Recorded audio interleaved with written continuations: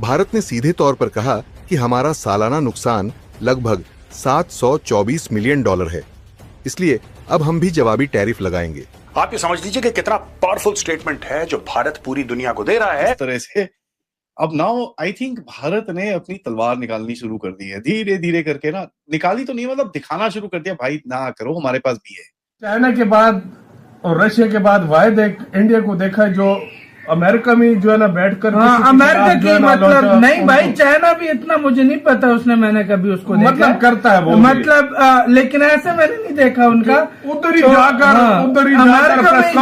India बजाकर आ रहा है। भारत की WTO में कार्यवाही सिर्फ एक केस नहीं है, यह एक ग्लोबल सिग्नल है। संदेश साफ है कि भारत अब झुकेगा नहीं, भारत जवाब देगा, और वह भी कानूनी वैश्विक मंचों पर। अच्छा, ये तो वर्ल्ड ट्रेड ऑर्गेनाइजेशन की जो सिग्नेटरी है, अमेरिका भी सिग्नेटरी है, ये उसके वायलेशन है। आपने खुद बोला कि हां मैं ये कानून मानता हूं, कल आप बोलता मैं क्यों मानूं? Right, that's okay. देखिए, जो अमेरिका, आप अमेरिका को कंडेम करें ना करें, आप रोक सकते हैं अमेरिका को।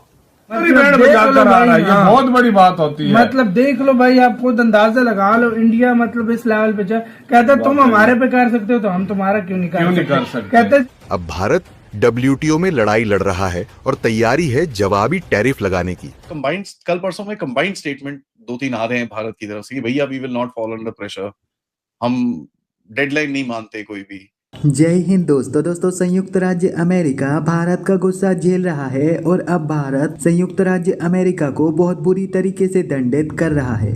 तो वर्ल्ड ट्रेड ऑर्गेनाइजेशन की जो सिग्नेटरी है, अमेरिका भी सिग्नेटरी है, ये उसके वायलेशन है। आपने खुद बोला कि हां मैं ये कानून मानता हूं, कल आप बोलता मैं क्यों मानूं? Right, that's okay. देखिए, जो अमेरिका, आप अमेरिका को कंडेम करें ना करें, आप रोक सकते हैं अमेरिका को। मैं पूछ रहा हूं आपसे, जो दर्शक हैं जो मुझे देख रहे हैं इस वक्त, can you stop America? You can't stop America, you can not stop America. So you have to take actions that insulate you from Trump's threats, जो आपको इंसुलेट करेंगे। अब ये जो बात है कि 5% ऑफ GDP, ये भी ट्रंप का करा कराया है, और इसको हमने कई बार कवर कर चुके हैं हम लोग द चाणक्य डायलॉग्स में, कि जो नेटो है, नेटो में करीब 32 एक देश हैं जिसमें अमेरिका भी शामिल है। ट्रंप ये कह रहा है कि तुम्हारा खर्चा मैं क्यों उठाऊं यार।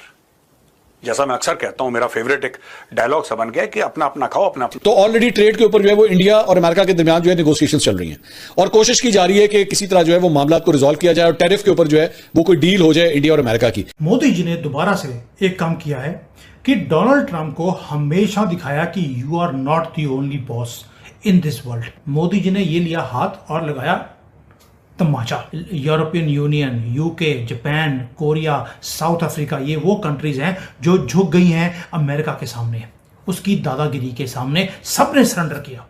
लेकिन एक कंट्री है दुनिया में जिसने अभी तक ट्रेड डील साइन नहीं करी है, और दोस्तों यही जियोपॉलिटिक्स। जय नमस्कार दोस्तों। तो दोस्तों, जैसा आप सभी को पता होगा कि अमेरिका ने पूरे वर्ल्ड के अंदर टैरिफ ही लगा रखा है, पर दोस्तों एक भारत ऐसी कंट्री है जिसमें डोनाल्ड ट्रंप ने हाथ जोड़ लिया और कोई भी टैरिफ नहीं लगाया। और अमेरिका से लगभग हर कंट्री डरती है, खाली रशिया को छोड़ के। बाकी south Korea, north Korea, China, Japan, हर एक कंट्री अमेरिका से डरती है, पर वही अमेरिका भारत की इज्जत करता, भारत से डरता है। जो कि ये दर्शाता है कि हमारे मोदी जी ने अपने कंट्री को कितना ज़्यादा पावरफुल बना रखा है, और पूरे वर्ल्ड में हमारी जो रिस्पेक्ट है वो बढ़ा दी है।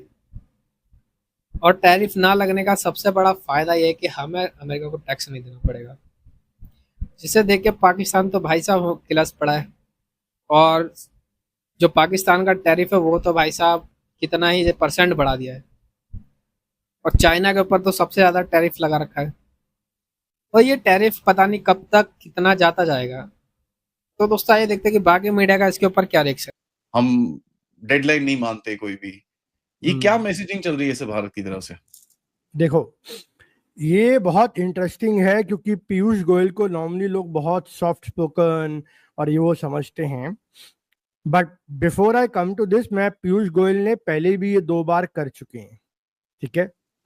ये 2023 की बात है, जर्मन एम्बेसडर, हाँ 2023 की बात है, जब इन्होंने डायमंड्स पे सैंक्शन लगाने की बात करी थी कि सूरत के डायमंड जो हैं वो एंटवर्प से रीरूट होके आएंगे। G7 ने सैंक्शन लगाया था, तो यही पीयूष गोयल ने बाइडेन एडमिनिस्ट्रेशन को बोला था कि ज्यादा मत बोलो, नहीं तो तुम्हारा माल भी जम्मू एंड कश्मीर से रीरूट कर देंगे।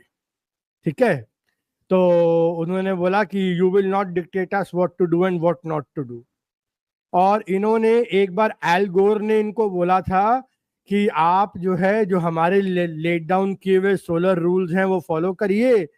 तो उन्होंने कहा था कि अगर आपके रूल्स फॉलो करने लगे तो हमें 150 साल लग जाएंगे, हमें बस बताइए हमें क्या करना है, हम अपना खुद करेंगे। ठीक है, so Piyush Goyal is known to be a blunt spoken man यार। ठीक है, तो ये मतलब लोगों को ना वो नहीं होना चाहिए, मतलब अचंबा नहीं होना चाहिए कि अगर ये ऐसे बोल रहे हैं तो। हाँ, बट कल जो इनका स्टेटमेंट पीयूष गोयल का शाम को आया उसमें बहुत इंटरेस्टिंगली, मैं ना कल मनी कंट्रोल का एक आर्टिकल पढ़ रहा था शाम को।